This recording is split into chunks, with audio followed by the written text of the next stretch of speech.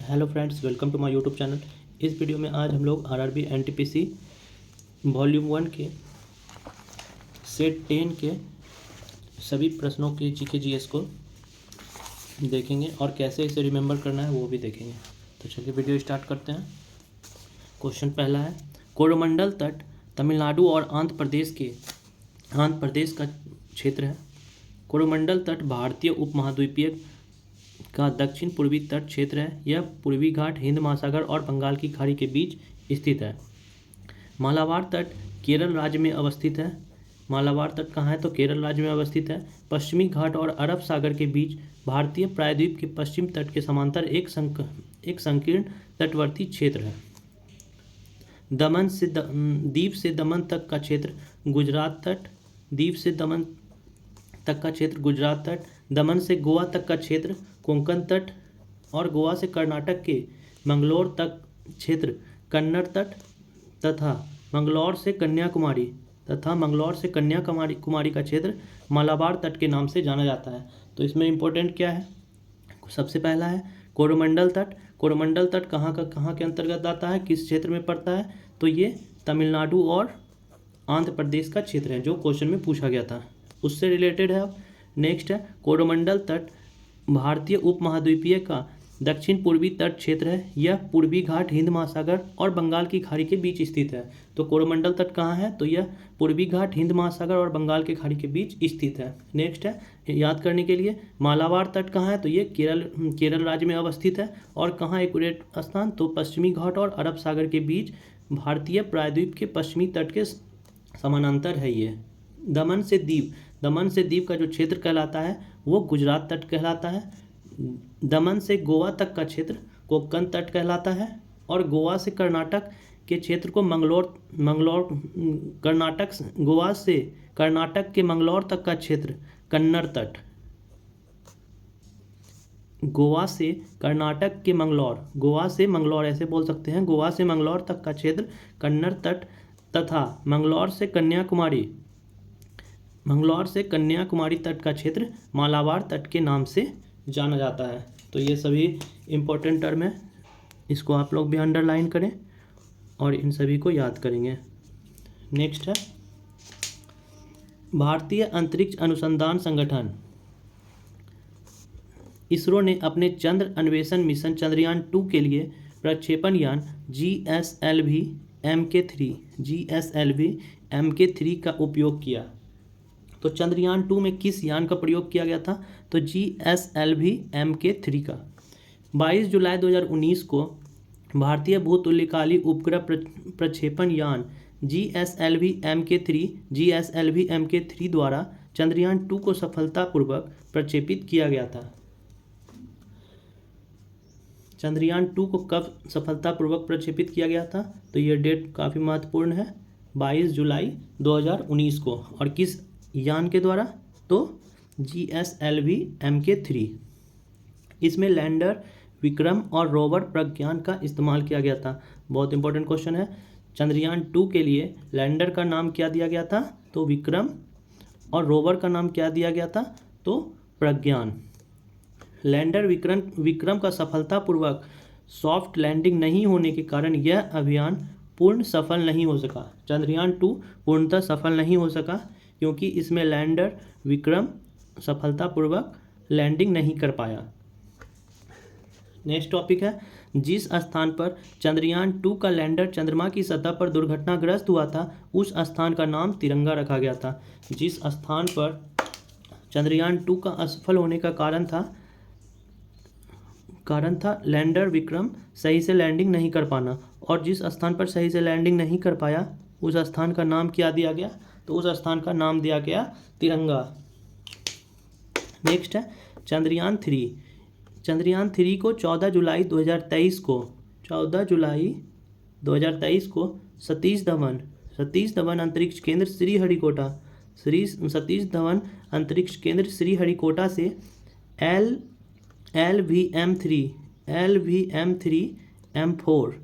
LVM-3 rocket के द्वारा launch किया गया। ये इंपॉर्टेंट टर्म है।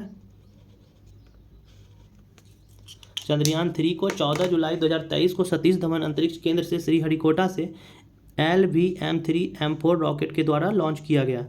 चंद्रयान 3 के लैंडर विक्रम ने, इसमें भी लैंडर का नाम विक्रम ही दिया गया, ने 23 अगस्त 2023 को चंद्रमा के दक्षिणी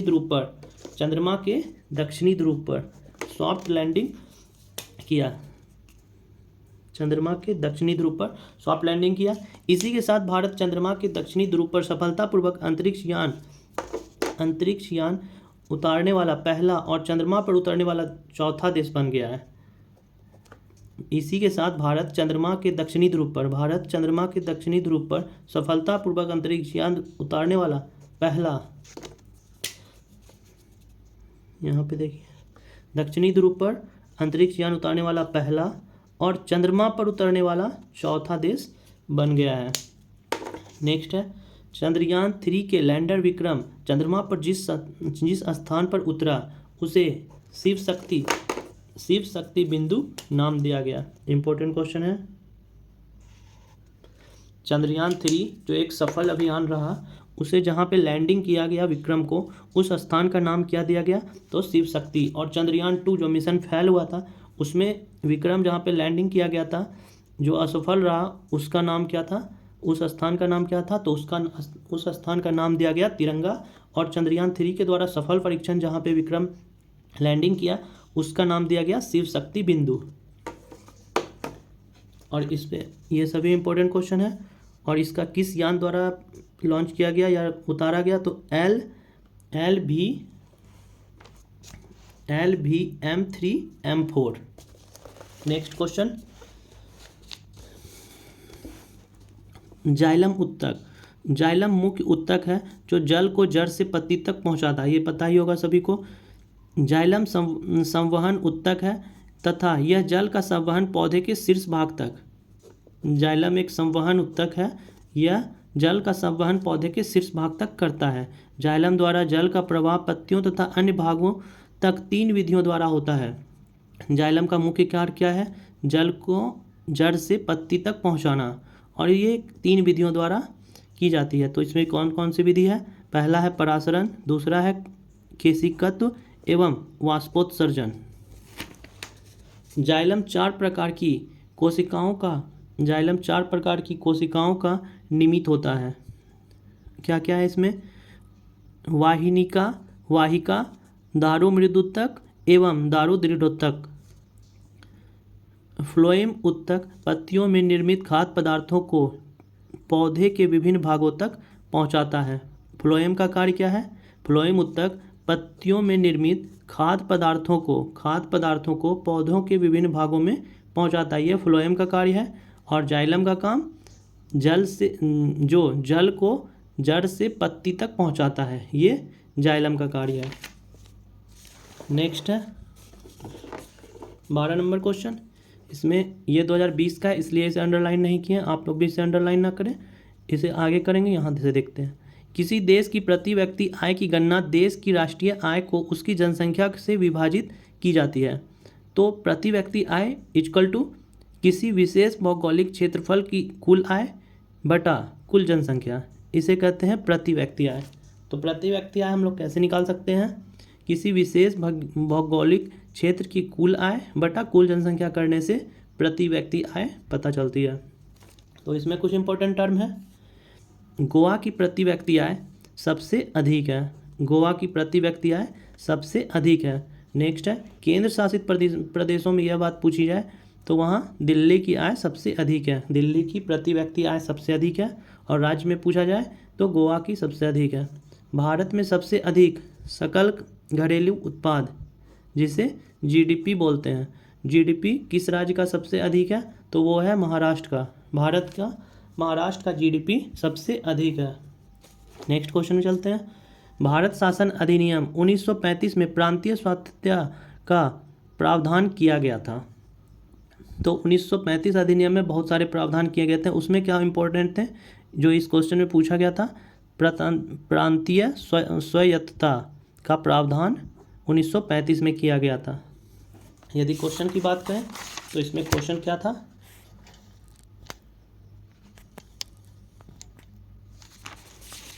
इसके प्रश्न को देखते हैं। क्वेश्चन था यहाँ पे है, भारत शासन अधिनियम 1935 में ने पहली बार किसकी व्यवस्था दी थी? द्वैध शासन, केंद्र शासित प्रदेश, प्रांतीय स्वायत्तता या स्वायत्तता? तो इसका आंसर होगा प्रांतीय स्वायत्तता। इसमें और निम्न बातें थी। इस एक्ट के तहत राज्यों में द्वैध शासन को समाप्त करके केंद्र स्तर पर द्वैध शासन प्रणाली स्थापित की गई थी। 1935 एक्ट के तहत द्वैध शासन जो पहले से चल रही थी उसे समाप्त करके राज्यों में पहले चल रही थी उसे समाप्त करके केंद्र स्तर पर द्वैध शासन प्रणाली स्थापित की गई।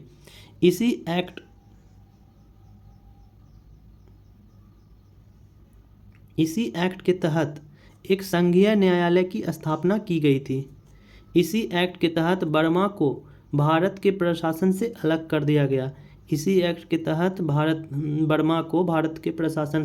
कर दिया गया। जवाहरलाल नेहरू ने भारत शासन अधिनियम 1935 को गुलामी का अधिकार पत्र कहा था।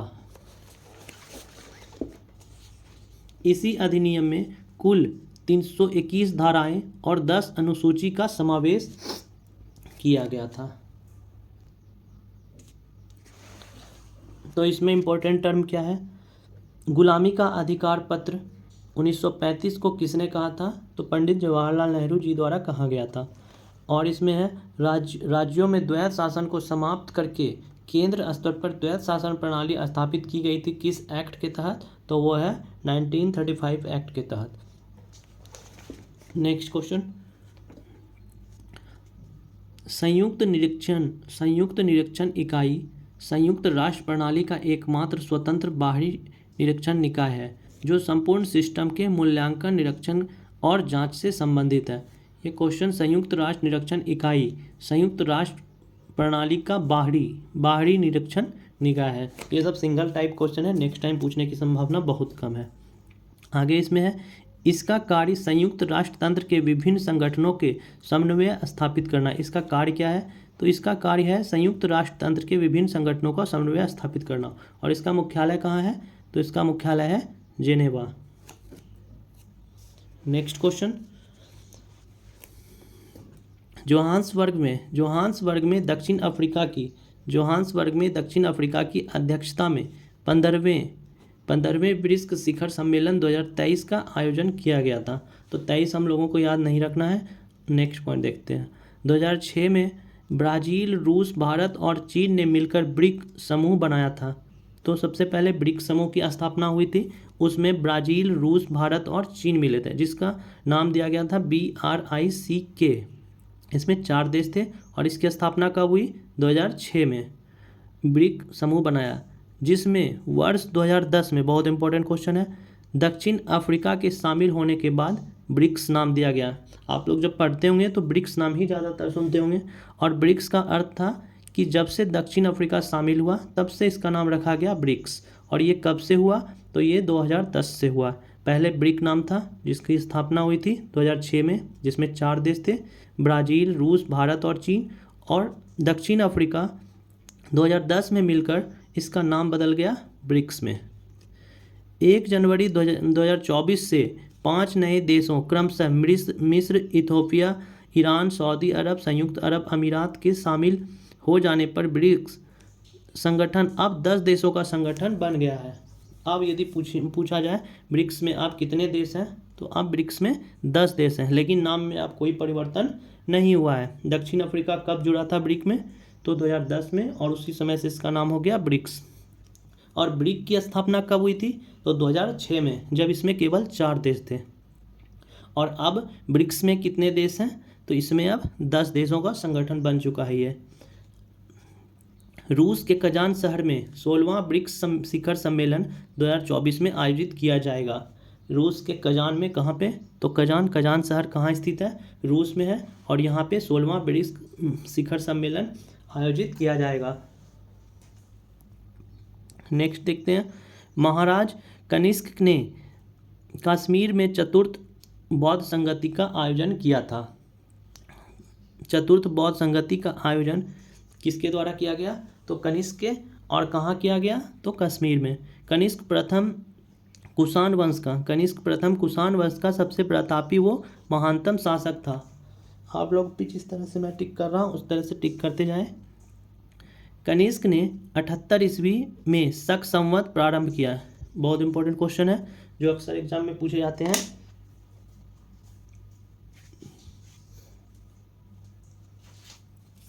कनिष्क ने शक संवत की शुरुआत कब की थी, तो ध्यान रखें 78 ईस्वी में। क्या, शक संवत। और किसके द्वारा, कनिष्क के द्वारा चलाया गया। कुषाण वंश का संस्थापक कुजुल कडफिसेस था। कुषाण वंश का संस्थापक कुजुल कडफिसेस था। और कुछ बौद्ध संगतियाँ दी गई है। प्रथम बौद्ध संगति कब हुई थी, तो 483 ईस्वी पूर्व। कहाँ हुई थी, राजगिरी में। और किसके शासनकाल में, अजातशत्रु के शासनकाल में। ये सभी इंपॉर्टेंट है, अक्सर एग्जाम में पूछे जाते हैं। द्वितीय बौद्ध संगति 100 वर्ष बाद हुई थी, 383 ईस्वी पूर्व, वैशाली कालाशोक के शासनकाल में। तृतीय बौद्ध संगति 250 से 255 ईस्वी पूर्व, पाटलिपुत्र में और अशोक की अध्यक्षता में की गई थी। शासनकाल अशोक की अध्यक्षता में की जाने वाली बौद्ध संगति थी तृतीय, 250 से 255 ईस्वी पूर्व में। चतुर्थ बौद्ध संगति प्रथम सदी ईस्वी में कहाँ हुई थी, तो कश्मीर में। और किसके शासनकाल में, कनिष्क के शासनकाल में। नेक्स्ट क्वेश्चन,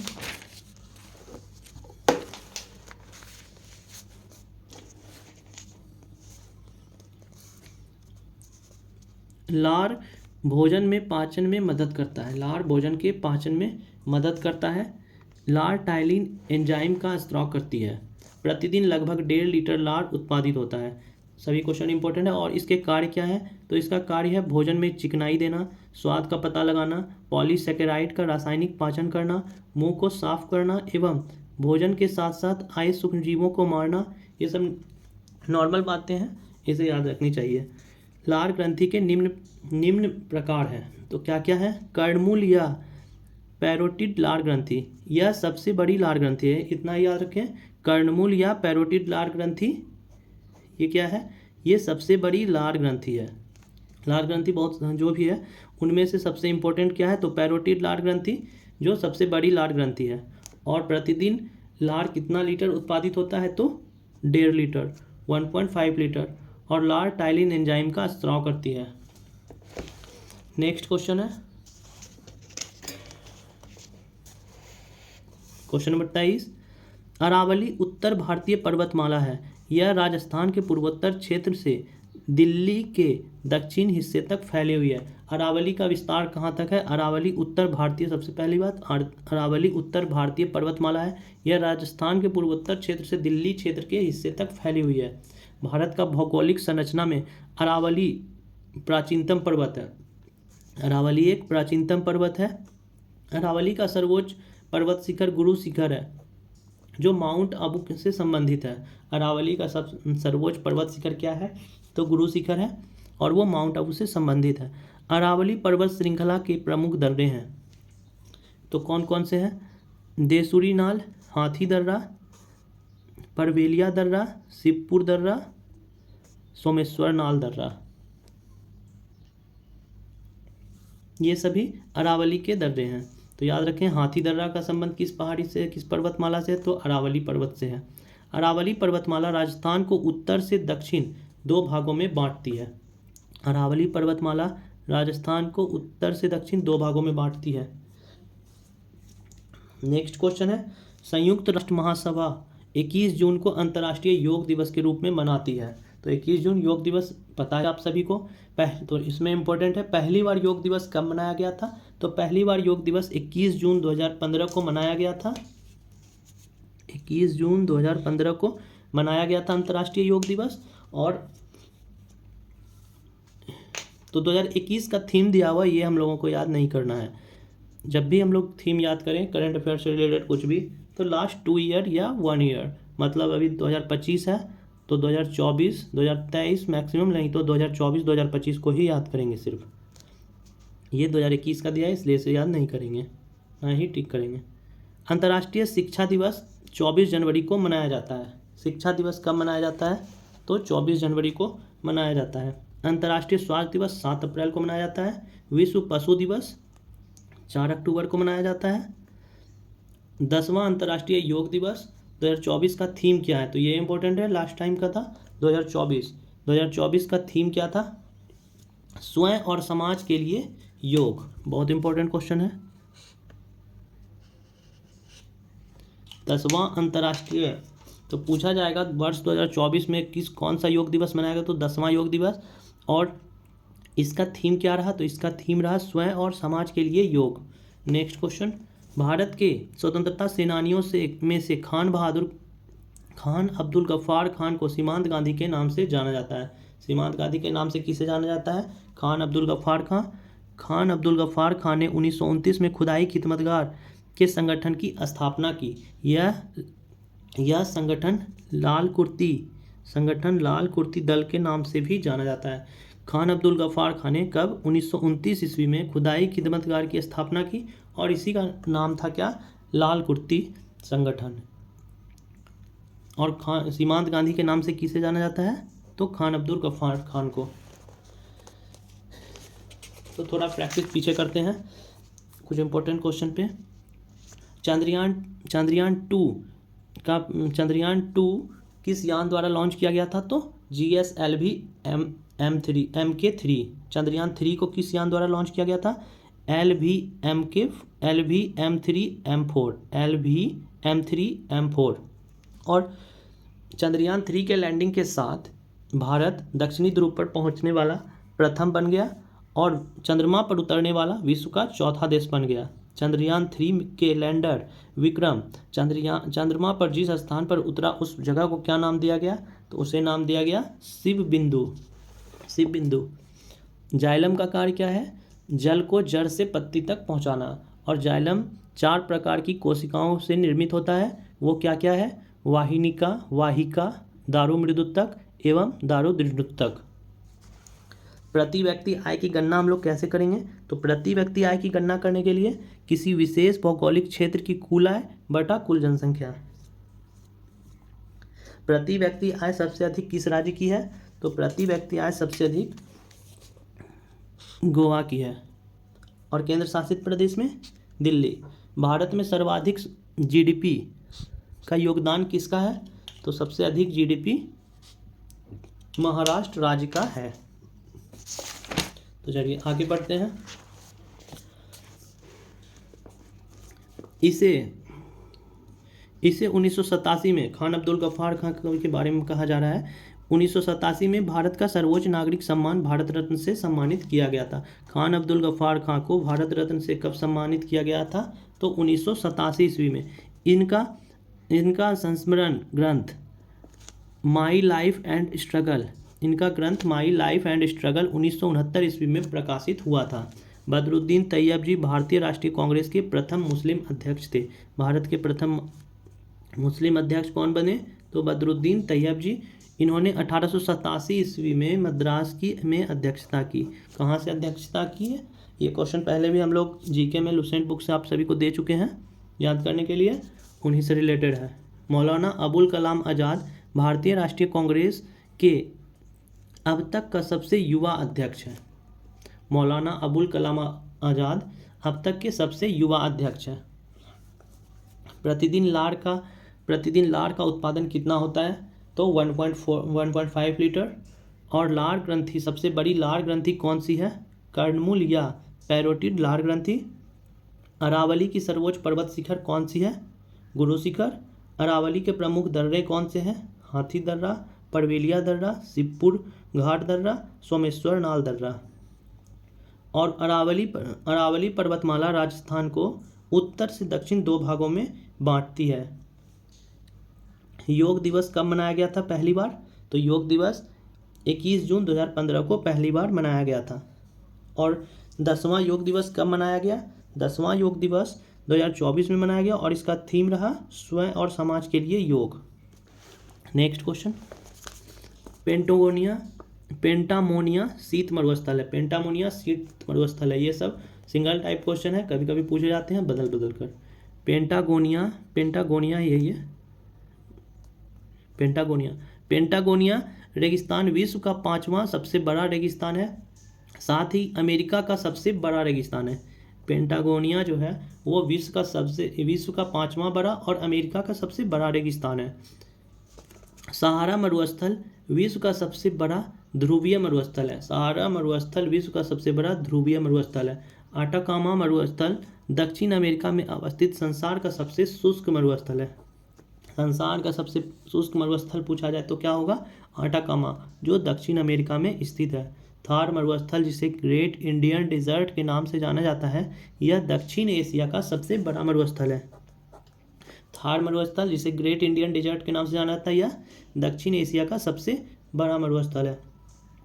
नेक्स्ट क्वेश्चन है, गरीबी हटाओ का नारा किसने दिया था? तो ये इंदिरा गांधी जी द्वारा दिया गया था। इंदिरा गांधी वर्ष 1966 से 1977 तक लगातार 3 कार्यकाल के लिए प्रधानमंत्री रही और उसके बाद चौथे कार्यकाल के लिए 1980 से 84 तक प्रधानमंत्री रही। ये क्वेश्चन सिर्फ ध्यान रखना है कि कब से कब तक रही थी। कुछ अदर क्वेश्चन में या फिर अदर क्वेश्चन में याद करने में आपको सुविधा होगी इससे। गरीबी हटाओ देश बचाओ का नारा 1971 के आम चुनाव में इंदिरा गांधी ने दिया था। ये इंपॉर्टेंट है। इंदिरा गांधी जी द्वारा गरीबी हटाओ देश बचाओ का नारा कब दिया गया था? तो 1971 ईस्वी में आम चुनाव के समय दिया गया था। इस नारे का प्रयोग पांचवी पंचवर्षीय योजना, बहुत इंपॉर्टेंट है, हमेशा पूछा जाता है, 5वीं पंचवर्षीय योजना के लिए किया गया था।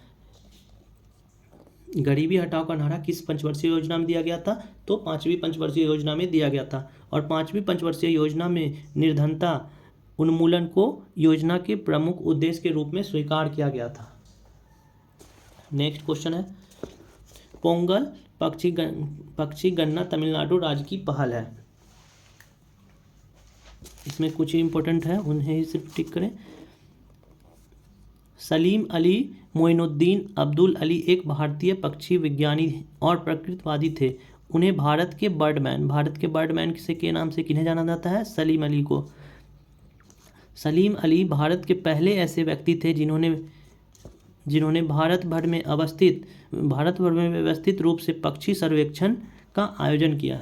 पक्षी सर्वेक्षण के लिए विख्यात व्यक्ति कौन थे? तो सलीम अली। और सलीम अली, इन्हें भारत का बर्डमैन भी कहा जाता है। नेक्स्ट क्वेश्चन है, दुनिया का पहला, देखिए मई 2019 में 5वां, तो ये हम लोगों को अभी याद नहीं करना है क्योंकि ये 2022 का पेपर है और उसमें 2019 का पूछा गया था। तो हम लोग अभी 25 है तो 23 तक ही याद करेंगे। फिर से एक बार रिपीट कर रहे हैं, इस तरह से याद करना है। दुनिया का पहला, इसलिए इसे याद नहीं करना है, दुनिया का पहला परमाणु ऊर्जा शिखर सम्मेलन मार्च 2024 में ब्रुसेल्स बेल्जियम में आयोजित किया गया। दुनिया का पहला परमाणु ऊर्जा शिखर सम्मेलन मार्च 2000 पहला है ये, इसलिए इम्पोर्टेंट है।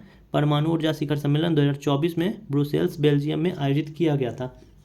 1957 में स्थापित अंतर्राष्ट्रीय परमाणु ऊर्जा एजेंसी, तो इसमें ये हम लोग पता कर सकते हैं, अंतर्राष्ट्रीय परमाणु ऊर्जा एजेंसी की स्थापना कब की गई थी? 1957 में। और इसका मुख्यालय कहाँ है? तो इसका मुख्यालय वियना है, जो ऑस्ट्रिया में पड़ता है। ये ऑस्ट्रेलिया नहीं है, ये ऑस्ट्रिया है। 1957 में अंतर्राष्ट्रीय परमाणु ऊर्जा एजेंसी की स्थापना की गई थी, जिसका मुख्यालय वियना और ये ऑस्ट्रिया में स्थित है। प्रसिद्ध भौतिक विज्ञानी और भाभा परमाणु अनुसंधान केंद्र BARC के निदेशक, भाभा परमाणु अनुसंधान के निदेशक अभी कौन है? तो इसमें गलत दिया गया है, ये याद नहीं करना है। अभी इनका अध्यक्ष है विवेक करके कुछ है, विवेक भसी ऐसा ही है, विवेक भसी। नेक्स्ट क्वेश्चन है, टेलीफोन के संदर्भ में ADSL का पूर्ण रूप क्या है? तो इसका फुल फॉर्म है एसिमेट्रिकल डिजिटल सब्सक्राइबर लाइन, जो क्वेश्चन में पूछा गया था। इससे रिलेटेड कुछ क्वेश्चन दिए गए हैं, ये सभी भी याद रखें। ASCII का पूर्ण रूप क्या है? तो इसका फुल फॉर्म है American standard code for information interchange. Next है ULSI का पूर्ण रूप क्या है? Ultra large scale integration. Next है यूनिवैक का पूर्ण रूप क्या है? Universal automatic computer.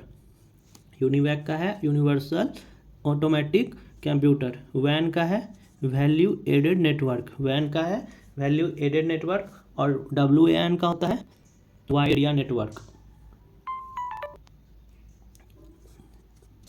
नेक्स्ट है तो चलिए इस वीडियो में इतना ही रखते हैं, क्योंकि काफ़ी वीडियो लॉन्ग हो जाएगी। इसलिए यदि वीडियो आप सभी को अच्छी लगी तो कृपया वीडियो को लाइक करें और इसे रिपीट करते रहें। जहाँ जहाँ अंडरलाइन किए आप सभी भी अंडरलाइन करें। इसी तरह से आप सभी को पूरे सॉल्यूशन में अंडरलाइन करना है और उसके बाद फिर रिवीजन में सभी को फिर से रिवीजन करते रहना है, तो फिर आप सभी का अच्छा से प्रैक्टिस हो पाएगा। Thank you.